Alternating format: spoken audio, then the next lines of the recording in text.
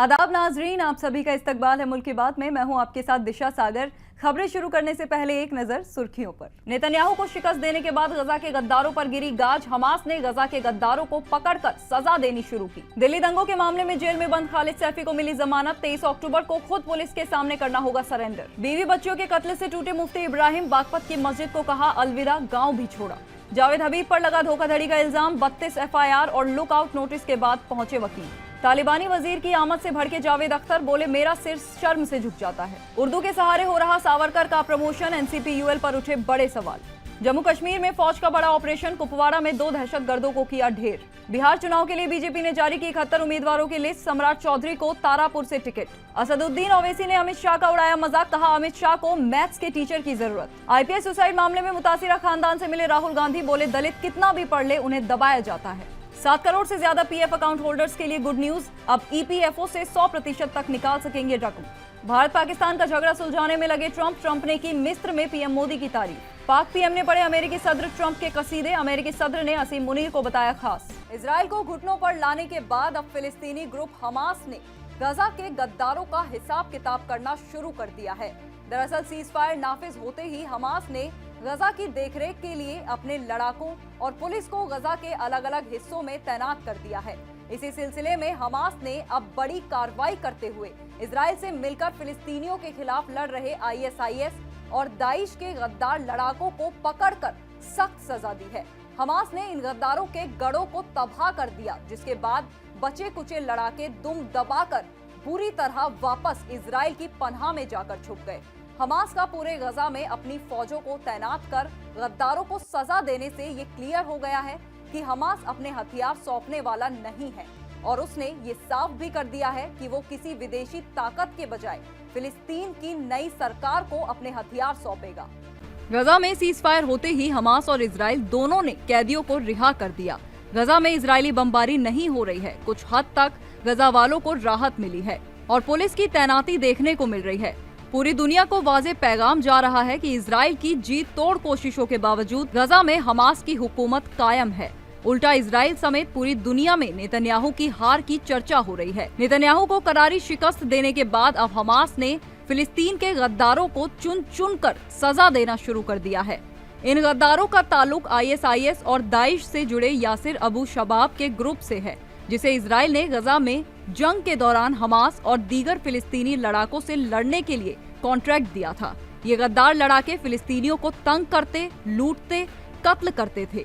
और तो और गजा में इजराइल ने इन्हीं ग्रुपों को इमदाद बांटने की जिम्मेदारी भी दी थी, जिन्होंने कई फिलिस्तीनियों को शहीद भी किया था। अब गजा जंग रुकते ही इजराइल ने इन गद्दार लड़ाकों को गजा में मरने के लिए छोड़ दिया, जिन्हें हमास और दीगर फिलिस्तीनी लड़ाके अब सजा दे रहे हैं। प्रेस टीवी के मुताबिक हमास और दीगर फिलिस्तीनी ग्रुपों ने इजरायली हुकूमत के पाले हुए गद्दार आतंकवादियों को कैद किया है, जिनको इजराइल की तरफ से मदद हासिल है। गजा के सिक्योरिटी ताकतों से जुड़ी डिटरेंट फोर्स ने एक छोटे से बयान में ऐलान किया कि उनके फौजी और सुरक्षा कर्मी गद्दार मलेशिया के अड्डों पर कब्जा कर चुके हैं, इलाकों में मौजूद गद्दारों का सफाया कर दिया है और बेघर लोगों पर फायरिंग और कत्ल करने वाले लोगों का पता लगाने के लिए मुहिम शुरू की है। बयान में ये जिक्र किया गया कि जंग के दौरान मलेशिया तंजीमों के साथ ताल्लुक रखने और एजेंटों की भर्ती के लिए जिम्मेदार कई शख्स साउथ गजा पट्टी से कैद किए गए। मालूमात के मुताबिक ये गिरोह AT यासिर अबू शबाब की लीडरशिप में था, जो गद्दारों की भर्ती करता था। बता दें कि जून 2025 में इजराइल के PM नेतन्याहू ने कबूल किया था कि उनकी हुकूमत फिलिस्तीनी रेजिस्टेंस मूवमेंट हमास से सामना करने के लिए दाइश ISIS से जुड़े गिरोह को हथियार और मदद मुहैया कराती है। हमास ने गद्दारों के खिलाफ बड़ी कार्रवाई करते हुए इन्हें चौराहों पर इकट्ठा करके इन्हें हलाक कर दिया। जो कुछ बचे कुचे गद्दार थे वो जान बचाकर उस जोन में चले गए जहां इजरायली फौज अभी भी मौजूद है। इजराइल ने इन गद्दारों को हमास से बचाने के लिए पनाह दे दी। हमास की ताबड़तोड़ कार्रवाई इस बात का सबूत है कि गजा में हमास की हुकूमत को ही पसंद किया जा रहा है। अगले फेज तक पहुंचने से पहले ही हमास ने वाजे कर दिया है कि वो हथियार सरेंडर नहीं करेगा। हमास ने कहा है कि हथियार सरेंडर करने की उसकी एक ही शर्त है और वो ये है कि वो अपने हथियार फिलिस्तीनी हुकूमत कायम होने पर फिलिस्तीनी सरकार को ही सौंपेंगे। किसी विदेशी ताकत या सरकार को वो हथियार नहीं देगा। हमास ने क्लियर कर दिया कि फिलिस्तीनी हुकूमत कायम होने तक इजराइल और अमेरिका से लड़ाई जारी रहेगी।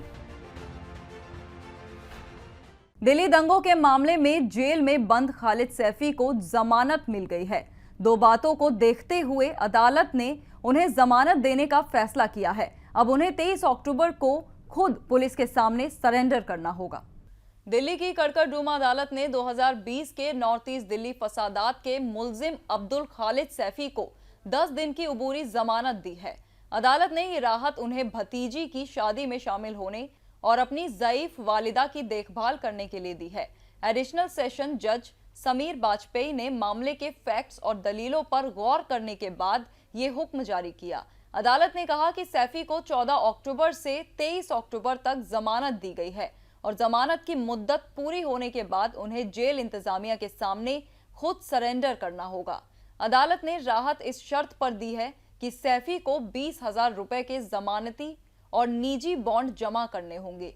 सैफी ने अपने वकील के जरिए 15 दिन की अबूरी जमानत के लिए दरख्वास्त दी थी। अदालत ने अपने हुक्म में कहा, हालांकि दरख्वास्त गुजार के मुताबिक दुल्हन मुल्जिम की सबसे करीबी रिश्तेदार नहीं है, लेकिन जांच में ये साबित हुआ है कि वो सैफी की रिश्तेदार है और उसकी शादी की इत्तला की भी तस्दीक हो चुकी है। बागपत जिले के गांगनौली गांव की बड़ी मस्जिद में पिछले 4 साल से तालीम देने वाले मुफ्ती इब्राहिम की दुनिया कुछ ही लम्हों में खत्म हो गई। शामली की रहने वाली उनकी पत्नी इसराना और 2 नन्ही बेटियों को बेरहमी के साथ मार डाला गया। अब मुफ्ती की जिंदगी तबाह हो चुकी है और वो अपने इस गांव को छोड़कर लौट गए हैं। मेरी दुनिया उजड़ गई, मेरी बीवी बच्चों को मार दिया, अब मेरा यहाँ क्या बचा। ये अल्फाज बागपत के गांगनौली की बड़ी मस्जिद की दीवारों से टकराकर गूंज रहे हैं। ये बातें उन्हीं मुफ्ती इब्राहिम की हैं जिनकी जिंदगी एक पल में उजड़ गई। बागपत के इस छोटे से गांव में जो हुआ उसने हर एक फर्द को झकझोर कर रख दिया। मस्जिद में 4 साल से तालीम देने वाले मुफ्ती इब्राहिम के पूरे खानदान के उजड़ जाने के बाद उनकी जिंदगी मुकम्मल तौर पर तहस नहस हो चुकी है। पुलिस ने आरोपियों को गिरफ्तार करके वारदात का पर्दाफाश किया, मगर जो खो चुका वो फिर लौट कर नहीं आएगा। मुफ्ती इब्राहिम की आंखें सूख चुकी थीं और एक ही बात बार बार दोहरा रहे थे, अब मेरे लिए यहाँ कुछ नहीं बचा, सब खत्म हो गया है। अब मुफ्ती मस्जिद और गांव छोड़कर चले गए हैं। टूटे हुए जिंदगी के रह रहकर बिखरे हुए टुकड़ों को समेटते हुए वो अपने असली गांव सुन्ना जिला शामली वापस लौट गए हैं। गांव के लोग बताते हैं कि जाते वक्त मुफ्ती ने सिर्फ इतना कहा, जहां मेरी बीवी बच्चों का खून बहा वहां अब मैं नहीं रहना चाहता। एफएलसी कंपनी में सरमायाकारी के नाम पर करोड़ों रुपए की धोखाधड़ी के मामले में मशहूर हेयर स्टाइलिस्ट जावेद हबीब के वकील लखनऊ से संभल पहुंचे। उन्होंने पुलिस को जावेद हबीब की तरफ से सेहत और खानदानी वजहों का हवाला दिया और थाना इंचार्ज को मुत्तालिक दस्तावेज भी पेश किए। असल में एफएलसी कंपनी में सरमायाकारी के नाम पर 50 से 70% मुनाफे का लालच देकर लोगों से करोड़ों रुपए लूटने के केस में पुलिस ने हेयर स्टाइलिस्ट जावेद हबीब, उनके बेटे अनस और एक दूसरे शख्स सैफुल के खिलाफ अब तक मजमूई तौर पर 32 एफआईआर दर्ज की हैं। पुलिस तहकीकात में अब तक 5 से 7 करोड़ रुपए के घोटाले की तस्दीक हुई है। पुलिस ने जावेद हबीब और उनके खानदान के खिलाफ लुक आउट नोटिस भी जारी किया है। इतवार शाम तकरीबन 6 बजे इस मामले में जावेद हबीब के वकील पवन कुमार लखनऊ से संभल के रायसत्ती थाने पहुंचे। करीब 20 मिनट तक पुलिस और वकील के बीच बातचीत चली। वकील ने पुलिस को जावेद हबीब से मुत्तालिक दस्तावेज दिखाए और बताया कि उनके मुवक्किल दिल की बीमारी में मुब्तला है। बॉलीवुड के दिग्गज राइटर जावेद अख्तर एक बार फिर सुर्खियों में हैं। वजह है उनका हालिया ट्विटर पोस्ट, जिसमें उन्होंने तालिबानी वजीर खारजा के इस्तकबाल पर अपना रद्द-ए-अमल जाहिर किया है। वो लिखते हैं, मेरा सर शर्म से झुक जाता है। बॉलीवुड के दिग्गज राइटर जावेद अख्तर अक्सर अपनी बेबाक राय के लिए मकबूल रहते हैं। वो देश और सामाजी हर मामले में बेझिझक ट्विटर के जरिए बात रखते हैं और लोगों के सवालों का भी पुरअसर जवाब देते हैं। एक बार फिर उनका ताज़ा पोस्ट वायरल हो रहा है, जिसमें उन्होंने अफगानिस्तान के तालिबानी वजीर खारजा आमिर खान मुत्तकी के जोरदार इस्तकबाल पर सख्त तनकीद की है। आमिर खान मुत्तकी इस वक्त भारत दौरे पर हैं और उत्तर प्रदेश के देवबंद में उनका पुरिज्जत इस्तकबाल हुआ। जावेद अख्तर ने इस पर बरहमी का इजहार करते हुए लिखा, मेरा सिर शर्म से झुक जाता है। जावेद अख्तर के इस ट्वीट को कुछ लोगों की हिमायत मिली तो कईयों ने उन पर सवालात उठाए। उन्होंने एक्स पर लिखा, तालिबान वजीर को जिस अंदाज में तामील और रिसेप्शन दिया गया वो इंतहाई फिक्र का बाइस है। दुनिया के सबसे खतरनाक दहशतगर्द ग्रुप के अस्करी को इज्जत बख्शना दिखाता है कि समाज की तरजीहात किस तरह बदल रही है। अख्तर ने लिखा, मेरा सर शर्म से झुक जाता है जब मैं देखता हूं कि दुनिया के सबसे खतरनाक दहशतगर्द गिरोह तालिबान के नुमाइंदे का इतना इज्जत अफजा इस्तकबाल किया गया। The national council for the promotion of Urdu language एक बड़े तनाजे में उलझता नजर आ रहा है। दरअसल NCPUL पर इल्जाम लग रहे हैं कि वो अपने उर्दू पब्लिकेशन के जरिए हिंदुत्व नजरियात सावरकर को फरोग दे रही है। सोशल मीडिया पर इस किताब की काफी तनकीद हो रही है। लोगों का कहना है कि NCPUL, जिसका मकसद ही उर्दू जुबान और सकाफत को फरोग देना है, वो एक ऐसे हिंदुत्ववादी नजरिए को प्रमोट कर रही है जिनके ख्यालों को उर्दू बिरादरी का एक बड़ा हिस्सा कबूल नहीं करता है। अलीगढ़ मुस्लिम यूनिवर्सिटी के शोबाए तारीख के प्रोफेसर और इंडियन हिस्ट्री कांग्रेस के सेक्रेटरी नदीम रजावी ने कौंसिल के इस फैसले पर हैरानी जताई है। रजावी ने कहा, मुस्लिम लीग के दो कौमी नजरिए अपनाने से पहले सावरकर ही थे जिन्होंने इसे कबूल किया था। 1937 में हिंदू महासभा को दी अपनी तकरीर में सावरकर ने कहा था कि इस मुल्क में दो मुल्क हैं, हिंदू और मुसलमान। उन्होंने आगे कहा कि सावरकर के ख्याल मुल्क के हिंदू गलबा और मुसलमानों को महकूमियत करने की सोच को बढ़ावा देते थे। जम्मू कश्मीर के कुपवाड़ा जिले में लाइन ऑफ कंट्रोल पर सिक्योरिटी फोर्सेस और दहशतगर्दों के बीच मुठभेड़ जारी है। इस ऑपरेशन में अब तक 2 दहशतगर्दों को ढेर किया जा चुका है। फौज की कार्रवाई अभी भी जारी है। इलाके में और दहशतगर्दों के छिपे होने का शुबा है। ये ऑपरेशन तब शुरू हुआ जब सिक्योरिटी फोर्सेस को घुसपैठ की कोशिश की जानकारी मिली। भारतीय फौज ने पूरे इलाके को घेर लिया है और तलाशी मुहिम तेज कर दी गई है। सरहद पर से दहशतगर्दों की सरगर्मियों में हाल के दिनों में फिर से बढ़ोतरी देखी गई है। मुश्तरका ऑपरेशन के दौरान फौज और पुलिस ने वारसन इलाके के ब्रिजथोर जंगलों में दहशतगर्दों के एक ठिकाने का पर्दाफाश किया था। बीजेपी ने बिहार असेंबली चुनाव 2025 के लिए अपनी पहली लिस्ट जारी कर दी है, जिसमें कुल 71 उम्मीदवारों के नाम शामिल हैं। इस सूची में पार्टी के सीनियर नेता सम्राट चौधरी को तारापुर सीट से उम्मीदवार बनाया गया है। इसके अलावा रामकृपाल यादव को दानापुर सीट से पार्टी की तरफ से मैदान इंतखाब में उतारा गया है। ये लिस्ट सेंट्रल इलेक्शन कमेटी की मीटिंग के बाद जारी की गई, जिसमें वजीर आजम नरेंद्र मोदी, वजीर दिफा राजनाथ सिंह, वजीर दाखिला अमित शाह और दीगर सीनियर लीडरान मौजूद थे। पटना में मुनक्किद प्रेस कॉन्फ्रेंस में पार्टी के बुजुर्ग नेताओं ने उम्मीदवारों के नामों का ऑफिशियल ऐलान किया। बिहार असेंबली चुनाव के मद्देनजर ओवैसी ने सीमांचल की आवाम से बीजेपी की तकसीमकारी पॉलिसियों के खिलाफ एकजुट होकर वोट देने और उस पर फख्र महसूस करने की अपील की है।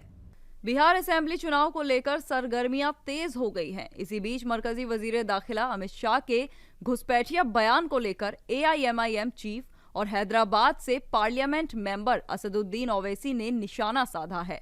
ओवैसी ने बीजेपी पर इल्जाम लगाया कि वो सीमांचल के मेहनतकश लोगों को बार बार घुसपैठिया कहकर बदनाम करती है। उन्होंने आगे कहा कि ISIS वीप के अदादो शुमार के मुताबिक सीमांचल में सिर्फ 4 मुस्लिम ऐसे मिले जिनकी शहरियत साबित नहीं हो सकी, जो भाजपा के दावों को चैलेंज देता है। असदुद्दीन ओवैसी ने अमित शाह के इस दावे का मजाक उड़ाया कि मुस्लिम आबादी में इजाफा घुसपैठ की वजह से हुआ है और कहा कि उन्हें गणित के टीचर की जरूरत है। ओवैसी ने NRC और SIR के अमल को गरीबों के लिए जुल्म बताया। ओपोजिशन लीडर राहुल गांधी ने आज हरियाणा के IPS अफसर वाई पूरण कुमार के खानदान से मुलाकात की। राहुल गांधी ने वाई पूरण कुमार की मौत पर अफसोस करते हुए कहा था, हरियाणा के IPS अफसर वाई पूरण कुमार की खुदकुशी उस बढ़ते हुए समाजी जहर की अलामत है जो जात पात के नाम पर इंसानियत को कुचल रहा है। राहुल गांधी की इस मुलाकात से तफ्तीश कर रहे अफसरों पर दबाव बढ़ने का अंदेशा है। साथ ही इस मुलाकात के जरिए राहुल गांधी ने दोबारा अपने आप को दलितों का हमदर्द साबित करने की कोशिश की है। कांग्रेस पार्टी शुरू से ही एनडीए हुकूमत पर पिछड़ी जातियों और दलित तबके पर हो रहे जुल्म और सितम का मुद्दा उठाती रही है। राहुल गांधी वाई पूरण कुमार के घर पहुंचे। उन्होंने खानदान के अफराद से ताजियत का इजहार किया। मुलाकात के बाद राहुल गांधी ने कहा, ये सिर्फ एक घराने का मसला नहीं है, ये मसला पूरे दलित समाज का है। दलितों को गलत पैगाम जा रहा है। 10 या 15 दिन से नहीं बल्कि बरसों से दलितों के साथ निजामी और समाजी सतह पर इंतहाई नाइंसाफी की जा रही है। दिल्ली में छठ पूजा की तैयारियां दूसरे इलाकों से बेहतर चल रही हैं। दिल्ली की सीएम रेखा गुप्ता ने एक कमेटी का गठन किया है ताकि इस साल छठ पूजा साफ और पाक पानी में मनाया जा सके। दिल्ली बीजेपी पूर्वांचल मोर्चा के रियासती महामंत्री संजय तिवारी ने कहा कि सरकार ने दिल्ली के लोगों से जो वादा किया है वो पूरा किया जाएगा।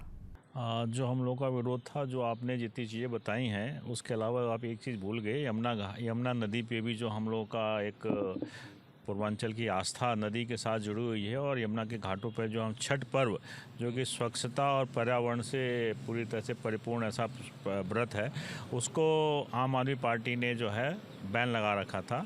दिल्ली में एक सनातनी सरकार, एक काम करने वाली सरकार, विकास वाली सरकार मोदी जी के आशीर्वाद से और हमारी रेखा गुप्ता जी सीएम बनी, और उन्होंने जो डिसीजन लिया, फैसला लिया कि यमुना के तट पर भी इस बार धूमधाम से छठ मनाई जाएगी। एम्प्लॉयज प्रोविडेंट फंड ऑर्गेनाइजेशन यानी ईपीएफओ ने 7 करोड़ से ज्यादा मेंबरों के लिए बड़ा फैसला लिया है।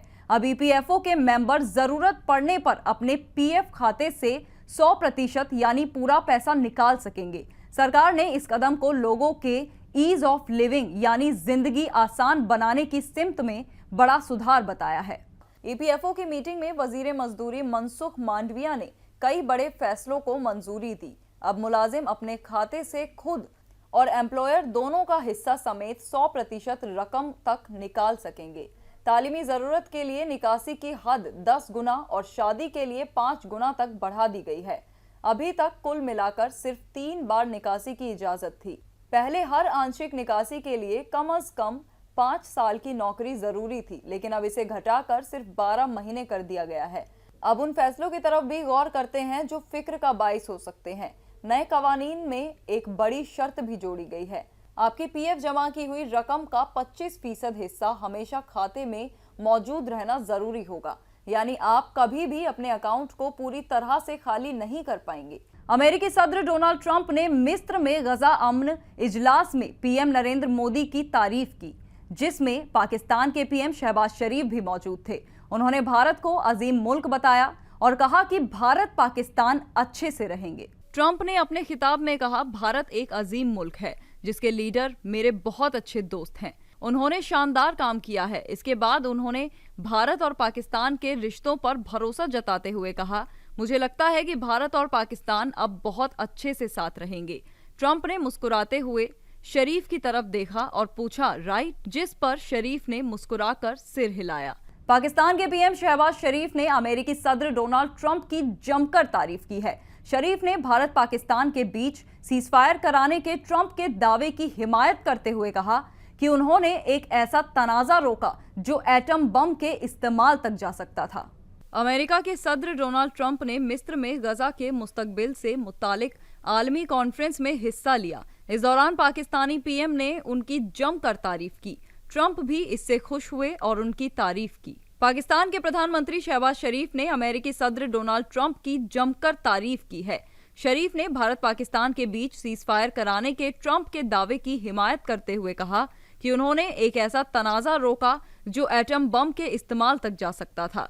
वहीं गजा में जंग रोकने के लिए शरीफ ने ट्रंप को सैल्यूट करते हुए उनको अमन का अलंबरदार बताया। इजिप्ट में गजा पीस समिट का इनेकाद हुआ, जिसमें तुर्की के सदर, कतर के अमीर और जॉर्डन के शाह शामिल हुए। जर्मनी के चांसलर फेडरिक मर्ज ने इजलास में हिस्सा लिया। गजा में जंगबंदी शुरू होने और हमास इजराइल के एक दूसरे के कैदियों को रिहा किए जाने के बाद मिस्र में गजा एलामिये पर दस्तखत किए गए। अमेरिका, मिस्र, कतर, भारत, पाकिस्तान और तुर्की समेत कई बड़े मुमालिक के लीडरान की मौजूदगी में एलामिये पर दस्तखत किए गए। एलामिये में लड़ाई से सीख लेने और इलाके में मुस्तकिल अमन पर जोर दिया गया। दुनिया ने इस समझौते के बाद गजा में मुस्तकिल अमन आने की उम्मीद जताई है। अमेरिकी सदर डोनाल्ड ट्रंप ने गजा में जंगबंदी को पुख्ता करने वाले एलामिये पर दस्तखत करने के बाद इसे मगरिबी एशिया के लिए अहम दिन बताया। रूसी वजारत खारजा के जरिए जारी एक बयान के मुताबिक ये बात सामने आई कि मॉस्को ट्रंप के गजा मंसूबे को सबसे अच्छा ऑप्शन मानता है, लेकिन ये फिलिस्तीनी मसले का हल नहीं है। रूसी वजीर खारजा सर्गेई लावरोव ने कहा कि गजा के लिए अमेरिकी सदर डोनाल्ड ट्रंप के मंसूबे को लागू करने के बाद एक फिलिस्तीनी रियासत कायम की जानी चाहिए। रूसी वजारत खारजा के जरिए जारी एक बयान के मुताबिक मॉस्को में सहाफियों के साथ लावरोव की बैठक के दौरान ये बात सामने आई। सहाफियों के सवालों के जवाब में लावरोव ने कहा कि मॉस्को ट्रंप के गजा मंसूबों को सबसे अच्छा ऑप्शन मानता है, लेकिन ये फिलिस्तीनी मसले का हल नहीं है। उन्होंने आगे कहा कि ट्रंप के मंसूबे में सिर्फ गजा शामिल है। मंसूबे में फिलिस्तीनी रियासत के लिए शर्तें शामिल हैं, लेकिन उन्हें तफसील से पेश किया जाना चाहिए। नाजरीन, मुल्क की बात में आज के लिए बस इतना ही। मुझे दीजिए इजाजत। आदाब।